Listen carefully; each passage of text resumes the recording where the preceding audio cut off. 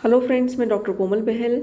Welcome to my YouTube channel. Last episode में हम लोगों ने पढ़ा था चरक निदान 1 यानी कि ज्वर का अध्याय, और इस एपिसोड में हम उस अध्याय के रिलेटेड बहुत सारे क्वेश्चंस जो हैं, क्वेश्चंस इन द सेंस की पॉइंट्स जो हैं वो देखेंगे, रिवाइज करेंगे, एंड कुछ पॉइंट्स हमने जो ऐड ऑन किए हैं इस एपिसोड में ताकि आपका कोई भी पॉइंट मिस ना हो वो भी देखेंगे, ताकि आपका कोई भी एमसीक्यू जो है वो गलत ना हो या गलत रहने की कोई भी गुंजाइश ना हो। तो दोस्तों स्टार्ट करते हैं। नंबर ऑफ चैप्टर्स इन निदान स्थान कितने हैं? 8। ठीक है। एंड सिनोनिम्स जो है निदान के क्या है? हेतु, निमित्त, आयतन, प्रत्यय, कर्ता, कारणम, समुत्थान एंड निदान। ये निदान के पर्याय हैं।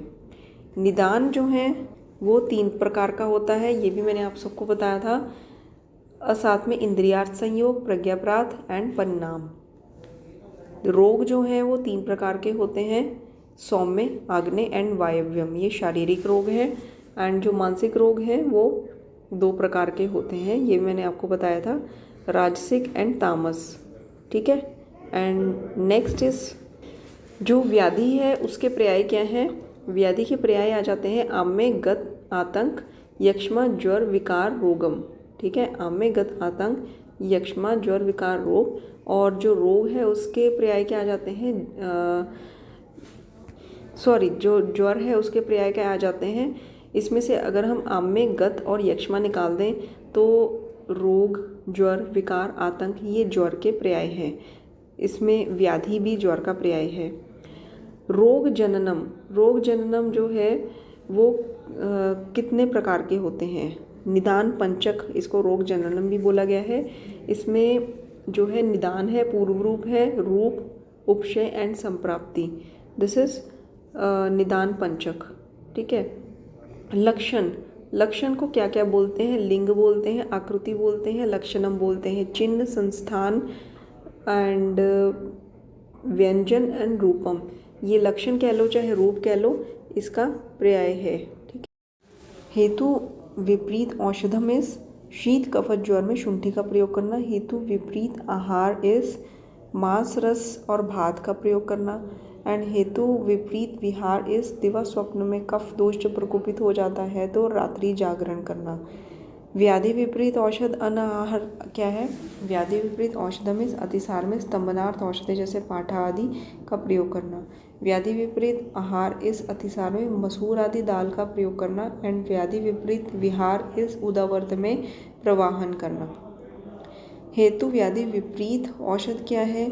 कि जो वातशोफ है उसमें वातहर, शोफहर, दशमूल, क्वाथ का प्रयोग करना। एंड हेतु व्याधि विपरीत आहार एंड विहार क्या है?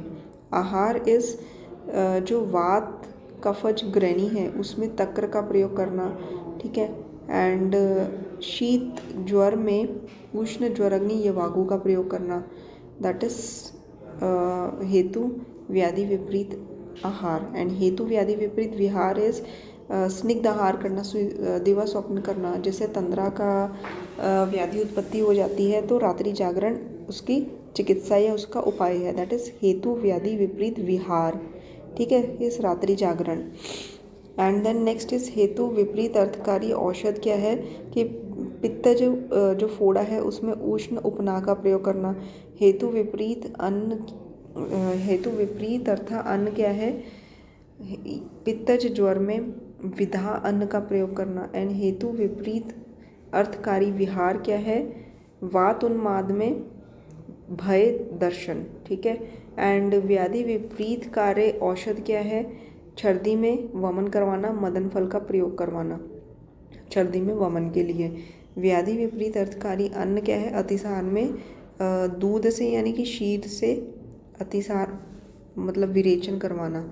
एंड व्याधि विपरीत अर्थकारी जो विहार है मैंने बताया था उसमें कि सेम यूज़ करना होता है। इसमें छर्दी है पेशेंट को तो उसमें वमनार्थ प्रवाहन करना। दैट इज हेतु व्याधि विपरीत दैट इज व्याधि विपरीत औषध विहार। ठीक है। तो कंफ्यूज नहीं होना। व्याधि विपरीत अर्थकारी जो औषध है छर्दी में मदन फल का प्रयोग करना। व्याधि विपरीतकारी अन्न है अतिसार में शीर का प्रयोग करना। व्याधि विपरीतकारी विहार है छर्दी में प्रवाहन करना। हेतु व्याधि विपरीत अर्थकारी औषध क्या है? प्लुष्ट आदि दग्ध में अगर आदि लेप करना। हेतु व्याधि विपरीत आहार क्या है? मदात्य में मद का प्रयोग करना।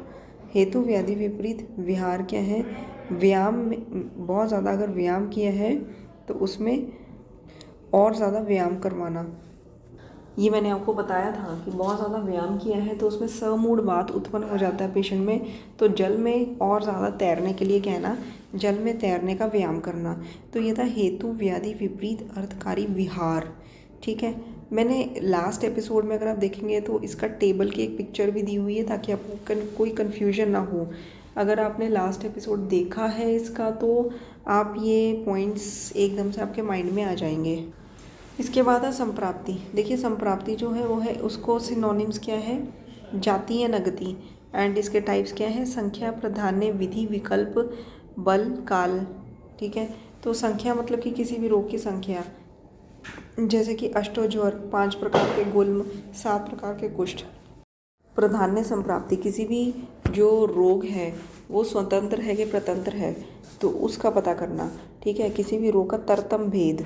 ठीक है, जैसे हम प्राइमरी डायग्नोसिस बनाते हैं किसी भी डिसीज़ का या सेकेंडरी डायग्नोसिस बनाते हैं।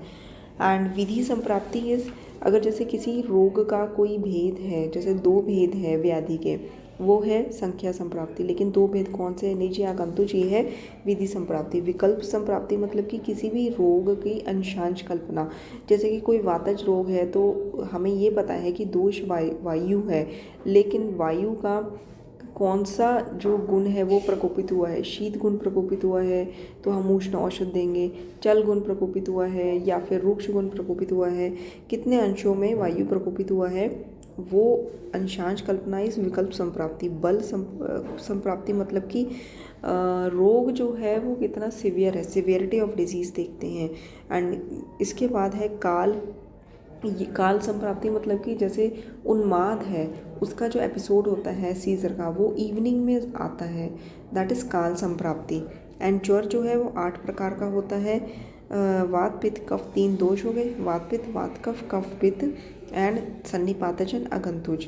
निदानम for each dosha they are described in this chapter. ठीक है, तो अगंतुज ज्वर का जो निदान है, देखिए जो दोष है, एक एक दोष, इसका निदान डिस्क्राइब किया गया है, व्याधि का निदान डिस्क्राइब किया गया है।